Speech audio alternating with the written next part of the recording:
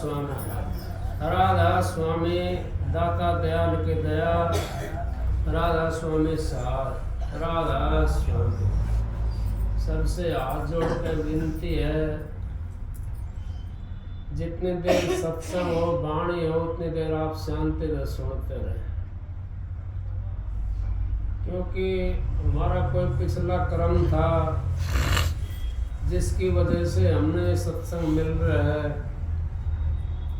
नहीं तो करोड़पति भी सत्संग नहीं सुन सकते।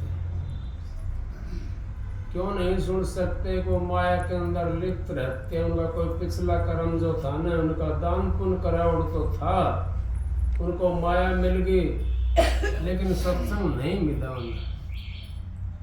संत समागम हरि कथा तुलसी दुर्लभ दो, सुत दार और लक्ष्मी घर पापी के भी हो। संतों का समागम महाराज जी परम संत हजूर ताराचंद जी भी ये कहते हैं, अब संतों का समागम तो बड़ा दुर्लभ होता है, और फिर संतों का समागम के अंदर हम चले जाते हैं और शांति से बैठ करके उसको सुन लेते हैं तो वो और भी दुर्लभ हो जाता है। क्यों हो जाता है? अगर हम शांति से सुन भी नहीं सकते बैठ करके, वहाँ पे कोई ना कोई ऐसी वो वहाँ पे व्याधा आ जाती है जिसके कारण जीव सुन ही नहीं सकता। या तो नींद आ जाएगी, या कोई ऐसा आकर के बैठ जाएगा नजदीक, वो बतलाने के अंदर उसको सुनता भी होगा जब भी बतलाता रहेगा वो। तो इस करके हम खाली रह जाते सत्संग में आकर के भी। क्यों? सत्संग तो एक बेहतरीन नदी है।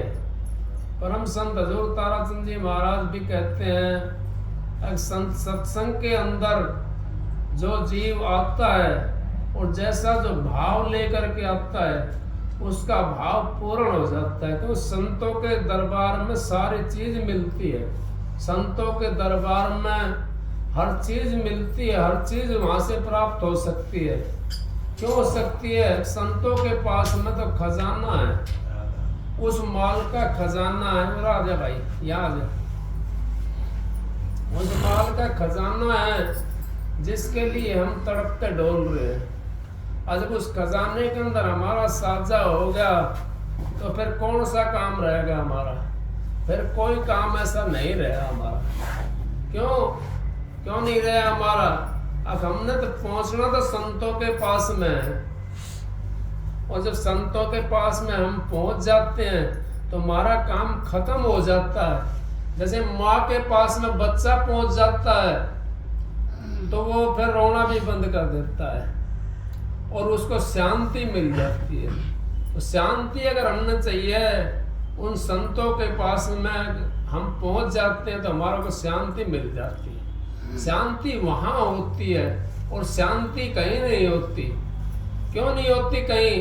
अगर जहां भी जाते हैं वहां देखो आग लगी पड़ी है, आग लगी आकाश में, झड़झड़ पड़े अंगार। संत ना होते जगत में तो जड़ जाता संसार। अगर संत महात्मा यहाँ जगत के अंदर नहीं होते तो संसार में तो इतनी भयंकर आने वाले नहीं है। क्योंकि यहाँ तो सौदा दूसरा है और वो सौदा हमारा काम का नहीं है। जो ये सौदा यहाँ है ये हमारे काम का सौदा नहीं है। हमने तो वो चाहिए सौदा जिससे हमारी मुक्ति हो, जिसके लिए हमने जन्म मिला है। 184 जिया जोन भुगतने के बाद में मिलता है एक दफा, और ये हमारे हाथ से जाने लग रहा है। जैसे कुएं के अंदर रस्सी जा रही है तो वो अगर हाथ से छूट गई तो सारे कुएं में चली जाएगी। अगर उसको पकड़ के 2 आंगल की भी हाथ में आ गई वो, तो पकड़ करके हम काट सकते हैं उस रस्सी को। और फिर उसके साथ में क्या आ जाता है? उसके साथ में फिर बाल्टी भी आ जाती है, अंदर से पानी भी निकल जाता है, सारी चीज निकल आए ना उसी के साथ में। तो हम संसार के अंदर संतों के पास जाएं, संतों के पास हमारा उद्धार हो सकता है। बाकी हमारा उद्धार कहीं नहीं है।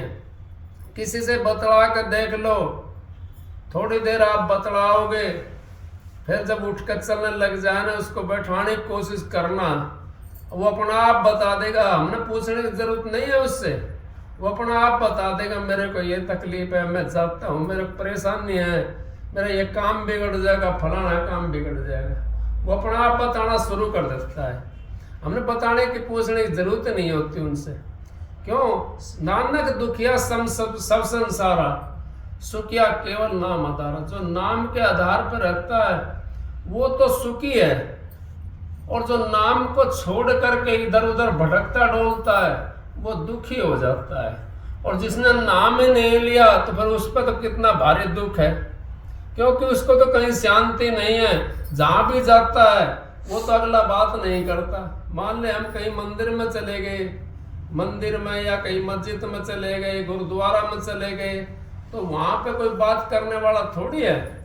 बात करने वाला तो हाजिर से हम बात कर सकते हैं, हाजिर से अपनी समस्या बता सकते हैं, उसका समाधान भी कर सकते हैं। और जहाँ हाजिर नहीं होता वहां हम कैसे समाधान उसका निकालेंगे, कैसे उस समस्या का हल करेंगे। हाजिर के पास में जब कहा, संतों के पास में आई टले बला, और जो दंड सूली का वो सूल में टल जाए। अब जो दंड हमने सूली में भोगना पड़ता है, जब संतों के पास में हम पहुंच जाते हैं तो हमारा आसान हो जाता है। वो सूली की तरह, वो सूली का जो दंड है वो सूल की तरह हो जाता है। सूल जैसे सूल टूट गया एक छोटा सा, और भाई उसका दर्द तो है कि भोगना तो पड़ेगा, लेकिन सूली का सूल में बदल जाता है। दुख तो है ना, वो भी चाहे छोटा हो या बड़ा हो, नाम तो दुख है उसका, पर वो दुख जो है हमें सूली वाला जो दुख है वो सूल के अंदर हमारा बदल जाएगा। और नहीं तो हमने वो सूली टूटनी है, वो तो किसी के भी बाकी नहीं रही। संत महात्माओं के पास में, जो उनके पास में हम जाते हैं और वहां पड़े रहते हैं, और फिर भी भक्ति नहीं करते, भजन नहीं करते, उन पर विश्वास नहीं रखते, तो फिर भी हमारा कर्म जो है ना खराब हो जाता है। क्योंकि फिर भी हम अंत समय के अंदर जा करके अपना भाव, सतगुरु तो पूर्ण होता है, सतगुरु पूर्ण जो होता है वो जीव को काट लेता है। वो अपनी पूंजी में से दे करके अपने जीव को उस नरक में नहीं जाने देता, दोबारा फिर पूंजी दे करके उसको और इस संसार में ले आता है। संसार के अंदर उसको मनुष्य का चोला देता है, फिर उसी से वो कर्म करवा करके भोगना तो उसने पड़ेगा वो। लेकिन सतगुरु उसकी विधि बता देते हैं भोगने की, और सतगुरु जब भोगने की विधि बताते हैं, उस विधि पे हम चलते हैं तो हमारा कर्म आसानी से कट जाता है। ज्ञान नहीं काटे ज्ञान से, मूर्ख काटे रो, दे धरे घटन सब काहू को हो। ज्ञानी तो ज्ञान से काट लेता है, और मूर्ख उसको रो करके काट लेता है, वो अपने शरीर को भी नहीं बचा सकता। और ज्ञानी जो होता है वो अपने शरीर को भी बचा लेता है और दुख को भी काट लेता है। क्योंकि संसार के अंदर यहाँ पे तो महात्मा लोगों ने कही है कि यहाँ पर तो आग लगी हुई है। साधु खड़ा बाजार में सबकी मांगे खैर, न काहू से दोस्ती और न काहू से बैर। क्यों कहता साधु और क्यों खैर मांगता है? वो ये साधु बाजार के अंदर, ये बाजार लगा हुआ है यहाँ पे, यहाँ वो चमन लगा हुआ है जो मीठा विष है, वो विष यहाँ पे संसार के अंदर लगा हुआ है। और साधु के पास में कौन सा विष है? साधु के पास में वो कड़वा विष है। साधु कह देता है, साधु अपनी भी नहीं रखता।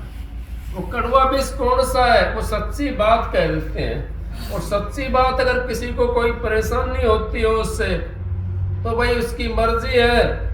साधु खड़ा बाजार में सबकी मांगे खैर, ना काहू से दोस्ती ना काहू से बैर। अभी देखो, थोड़ी देर पहले की बात है, एक छोटा सा बच्चा था यहाँ, और कितने जने हम यहाँ पे बैठे हुए हैं और खूब शांति से प्रेम से बैठे हुए हैं, लेकिन उसकी माँ यहाँ पे नहीं थी। दादी तो थी उसकी, परदादी भी थी, और माँ नहीं थी उसकी। जब माँ नहीं थी तो उसको शांति नहीं थी यहाँ। शांति कैसी होगी उसको? क्यों? माँ दिखाई नहीं दे रही। बाजार तो यही है, सारा परिवार यही है, सारी चीज यहीं पर है, लेकिन वो शांति नहीं है उसके पास में। शांति कहाँ मिलती है? और शांति वो माँ के पास में मिलती है। इसी तरीके से जब हम सतगुरु के पास में पहुंच जाते हैं तो हमारे को शांति मिलने शुरू हो जाती है। सतगुरु तो उनकी दया से ही काम चल जाता है। माँ कुछ देती है कोई बच्चे को? कुछ भी नहीं देती। माँ के पास जैसे माँ की शक्ल देख ली उसने, बच्चा रोना बंद कर देता है। कितनी बड़ी बात है। बाजार तो यहीं पर लगा हुआ है, सारा सामान अगर माँ गैल होती तो इसी बाजार के अंदर वो मस्त रहता और सारी चीजों को देखता। तो साधु खड़ा बाजार में, सबकी मांगे खैर, ना काहू से दोस्ती ना काहू से बैर। वो कहता है संसार किस चीज में लगा हुआ है, ये संसार जो है ना किस चक्कर में लगा हुआ है। तो कहता है मालिक से विनती करता है साधु, ए मालिक इनको भी ऐसी सुमत दे जो अपने घर चले जाए।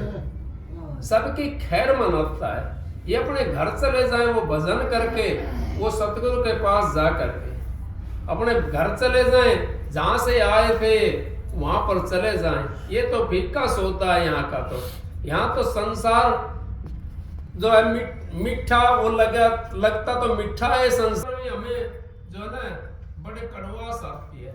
जो समझता है इस बात को, जग जुए का खेल है, नहीं इस दिलों में तेल। संसार मीठी जेड़ है। मीठी बता दे ना संसार को, संसार मीठी जेड़ है, इस जेड़ में मत दे पाँव रे। इस जेड़ के अंदर पाँव मत ना दे, ये बड़ी मीठी जेड़ है। क्योंकि यहाँ पे तो सारा संसार इस तरह जकड़ कर रखता है, कोई निकलने नहीं देता। हम निकलने की कोशिश खूब करते हैं, लेकिन कोई ना कोई ऐसा वो पड़ जाता है।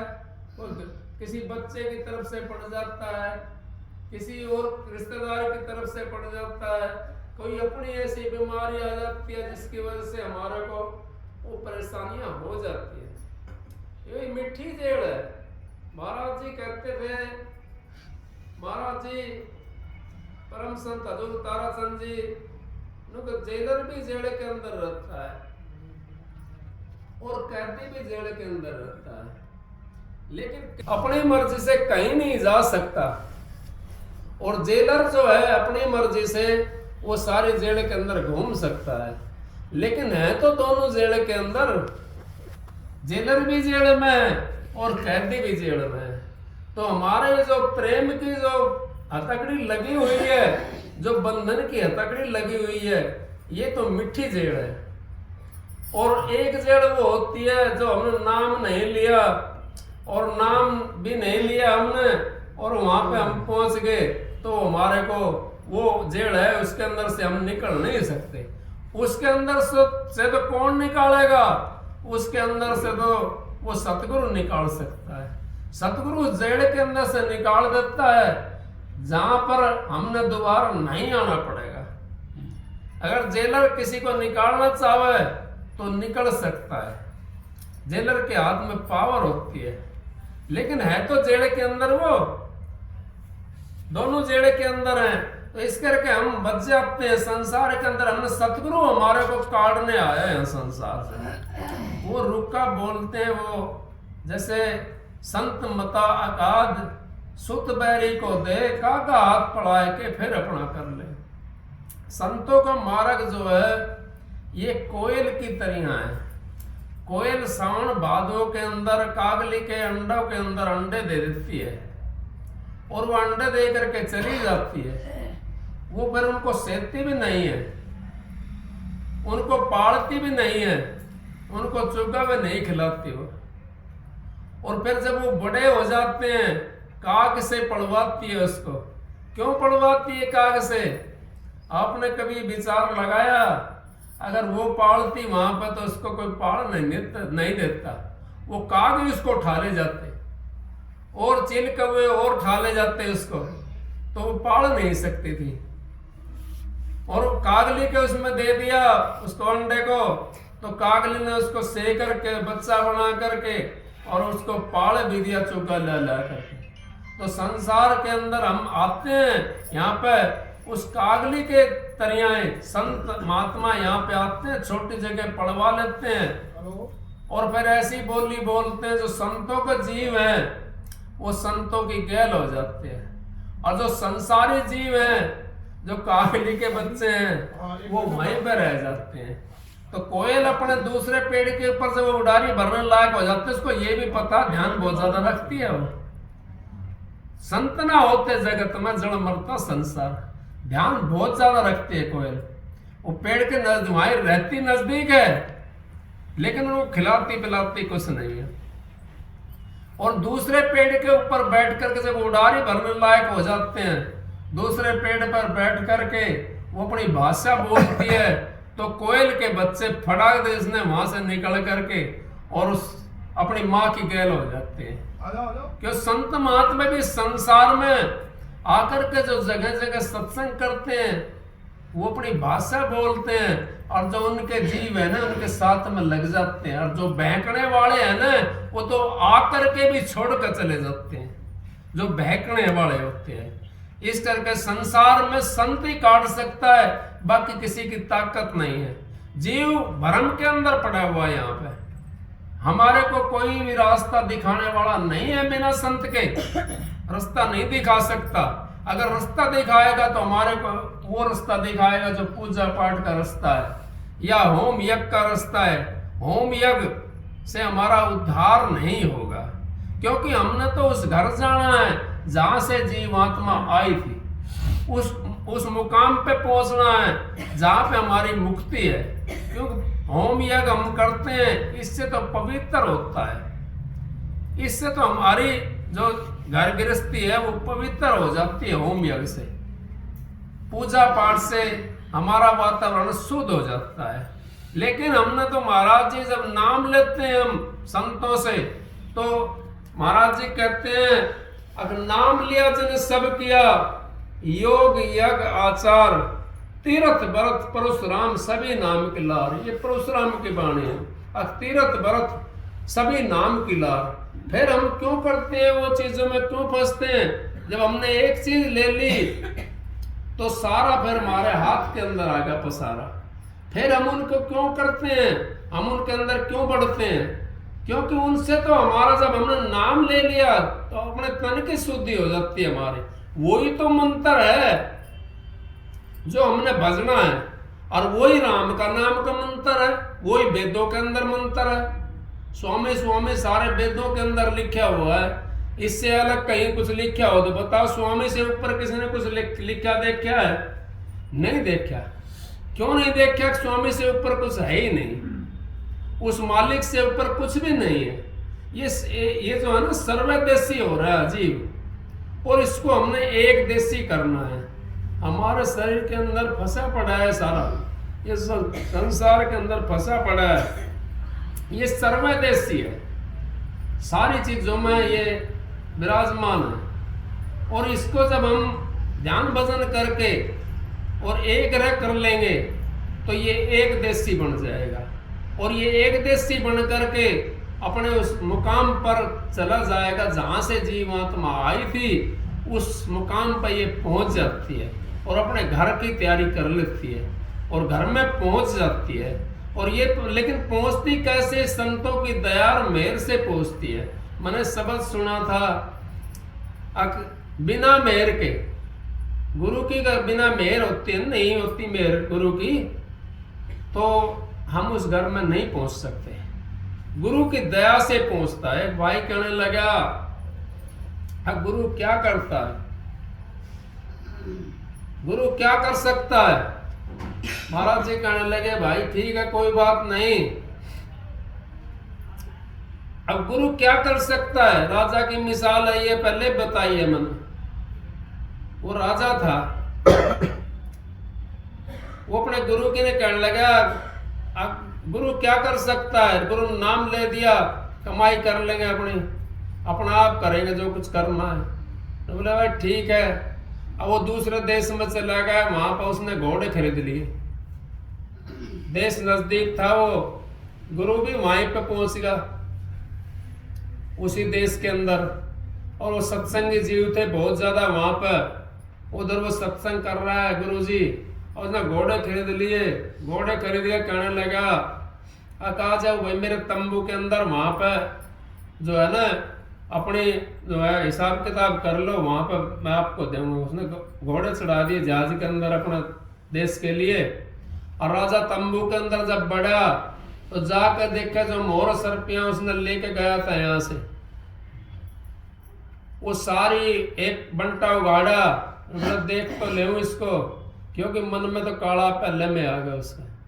अब इसको देख तो ले उगाड़ करके, वो देखे उगाड़ के उसमें कंकर और पत्थर भरे हुए थे। दूसरा देखा, दूसरे में भी कंकर पत्थर भरे हुए थे। ऐसे करके तो सारे वो बंटे देख लिए, सब में कंकर और पत्थर थे। कंकर पत्थर हमारे बन गए वो। अब उधर राजा जो था ना वो चंबे में होगा, उसका जो मंत्री था वो बाहर खड़ा था। राजा का मंत्री बाहर खड़ा था गेट पे। राजा का हुक्म आवे तो मैं इनको भीतर भेज दूं। जो व्यापारी थे जिनसे घोड़े खरीदते थे, इनको भीतर भेज दूं। जब वो राजा ने सोचा अगर भाई ये तो बहुत बुरी हुई, वो पीछे से तंबू को पाड़ करके पीछे से चला गया। अब गुरु वहां पर सत्संग दे रहा था नजदीक कहीं, तो वो तो गुरु के वहां सत्संग में पहुंच गया राजा। गुरु मौन बैठा हुआ था वहां पे, राजा जाकर के बैठ गया वहां पे। और गुरु जो था ना अपने योग्य से वो तंबू के अंदर आके बैठ गया और उसको कह दिया मंत्री को भाई भेज दे सबको, इनको ये अपनी पेमेंट ले जाएंगे। गुरु ने सारे बंटों के अंदर से वो पेमेंट बांट दी। पत्थर कंकर नहीं थे वो मोर सर्पी हीरे जवाहरात थे। करे किसने? वो गुरु ने करे। अब थोड़ी देर के बाद में जो था, अब उसने भी पहुंचना था, वहां दरबार के अंदर चले गए मंत्री के साथ में। दरबार में जब पहुंचे वहां पर देखे तो भाई गुरु तो बैठा हुआ है और राजा तो यहाँ था। कहने लगा महाराज आप तो वहां थे। बोला नहीं भाई मैं तो घनी देर होगी यहाँ पे। अब महाराज वो सारे व्यापारी आपने निपटाए हैं, उनको पेमेंट करिए सारे व्यापारियों को। आप तो मैंने देखे वहां बैठे हुए थे। अब भाई मैं तो नहीं था, मैं तो बहुत देर हो गई मेरी गल, तो ये धोखा बन गया। गुरु के चरणों में पड़ेगा जाकर के। गुरु करता है वो होता है, हम करते वो नहीं हो सकता। हमारा तो एक ही काम है, अपने गुरु के ऊपर विश्वास करना। हम भक्ति भी नहीं कर सकते।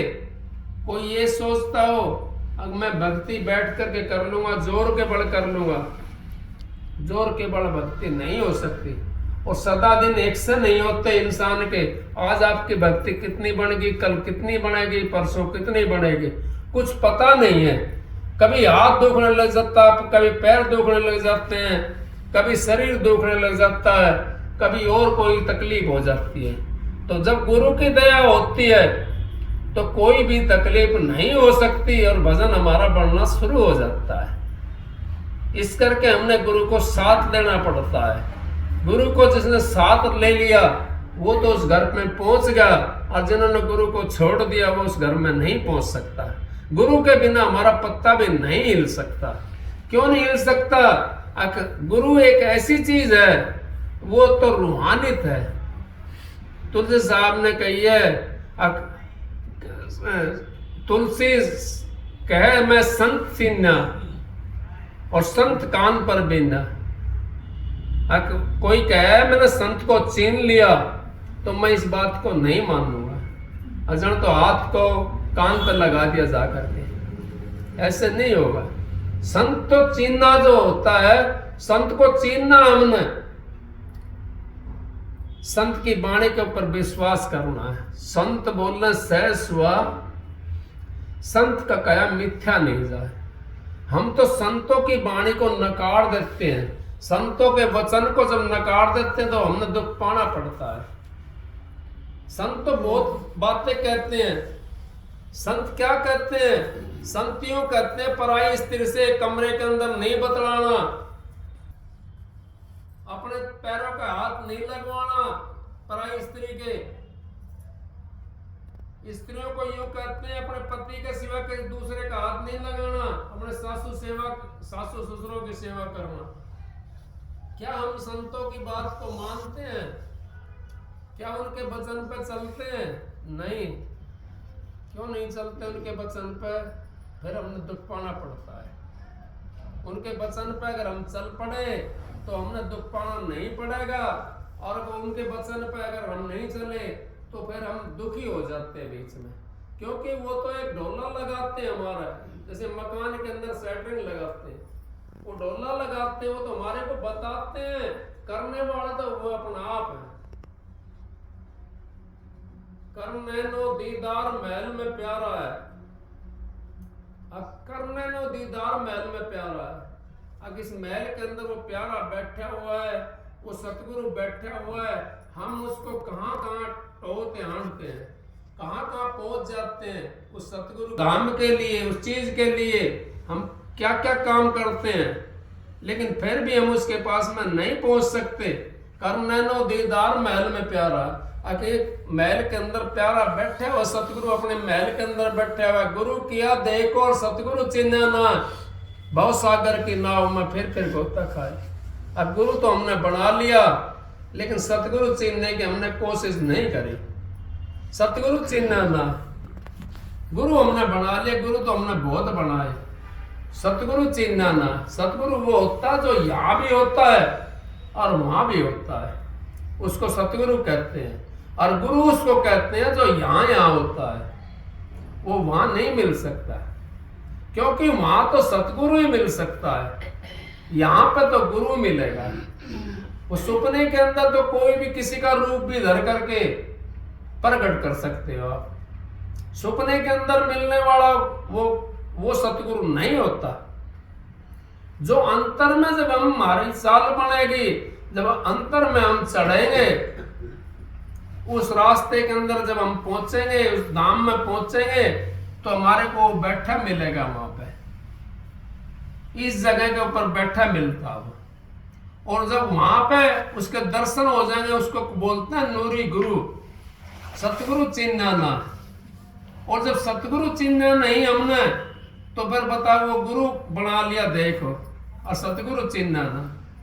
उस सतगुरु को चिन्हना है जो यहाँ भी दिखाई देता है और वो वहां भी दिखाई देता है। हम उसको पहचान कैसे करेंगे? गुरु का देखो नैनर माथा, सत का नूर झलका दिन रहता है। अब सत का नूर उसके ऊपर दिन रात झलकता है, सच्चाई की वाणी उसके मुख से हमेशा बरसती रहती हैं। वो तो वर्षा की तरह होते हैं, वो कभी झूठ का पसारा नहीं लेते, वो सच्चाई का पसारा करते हैं। सतगुरु हम चीन तो लिया हमने, सतगुरु को बना तो लिया, लेकिन उसको अंतर के अंदर हमने धारण नहीं करा। अंतर के अंदर जब धारण नहीं करा तो हमारे को कैसे दिखाई देगा सतगुरु? सतगुरु तो हमने दिखाई देना है, और सतगुरु आपको उस धाम में ले जाएगा जहां पे हमारा आवागमन खत्म हो जाता है। उसको कहते हैं मुक्ति धाम। मुक्ति धाम, मुक्ति मुक्ति है नहीं, और मुक्ति खांडे की धार। और जो जी चाहे मुक्ति को तो कर ले सतगुरु से प्यार। अगर मुक्ति हम तो क्या काम करते हैं, नाम ले लिया, गुरु के एक भी दर्शन करने के लिए नहीं गए। गुरु से हमने अपने घर में भी यही नहीं करा, चल भाई उस स्वरूप से प्यार कर ले। हम जो उनका स्वरूप लेकर के आए, जो उनका फोटो लेकर के आए, हम उसी से प्यार कर लें। उसी के अंदर दस आ जाते हैं, वो उसी के अंदर आप देख सकते हो। उसी के आप अंदर बैठ करके 10 मिनट बैठो, आपको वहीं प्रकट हो जाए। कैसे हो जाएंगे प्रकट? जब आपकी देवी माई प्रकट हो सकती है तो सतगुरु क्यों प्रकट नहीं हो सकते? देवी तो हमने देखी भी नहीं है, और फिर भी आप उसको अपने ख्याल में बना लेते हो। और सतगुरु तो हमने देखा हुआ है क्या उसका ख्याल हम नहीं बना सकते? हम बना सकते हैं। सत्संग की आधी घड़ी तब के बरस हजार, फिर भी नहीं बराबरी संतन क्यों विचार। सत्संग में जो आता है बड़ा भाग्य जी होता है, उसके कितने जन्मों के कर्म कट जाते हैं सत्संग में आने से। 1 घंटा हम वैसे भजन नहीं कर सकते बैठ करके, और 1 घंटा हम सत्संग के अंदर बैठ करके एक टकटकी से हमारा ख्याल उस सत्संग की तरफ रहता है। जब सत्संग की तरफ हमारा ख्याल रहता है तो हमारा कितना हो गया 1 घंटे का भजन, हजारों गुना हजारों घंटे हमारे वो बन जाते हैं भजन के। क्योंकि महाराज जी कहते हैं अगर भाई कोई 1 पैसा देता है तो हजारों गुना होकर के उल्टा मिलता है। कोई थोड़ा बुरा कर्म करता तो वो नहीं मिलता, हजारों गुना होकर के वो भी मिलता है। और जब हम भजन करते हैं वो भी हजारों गुना नहीं मिलेगा, वो भी मिलेगा। तो यहां तो लेने देने का हिसाब है सारा, राज नहीं पोपो बाई का, और हिसाब है पाई पाई का। यहाँ तो राज पोपो बाई का नहीं, पोपो बाई धर्मराज की बहन थी पोपो बाई, वो उसके हाथ में हिसाब किताब है संसार का, और उतना बारीक दृष्टि ले रही है वो, उसमें सारे आंख तार देती है। वो एक भी इधर नहीं जाने देती ना इधर जाने देती, वो जैसा जिसका हिसाब होता है वैसा उसको दे देती है। सत्संग की आधी घड़ी तब के बरस हजार, फिर भी नहीं बराबरी संतन किया विचार। आप सबको राधा राधा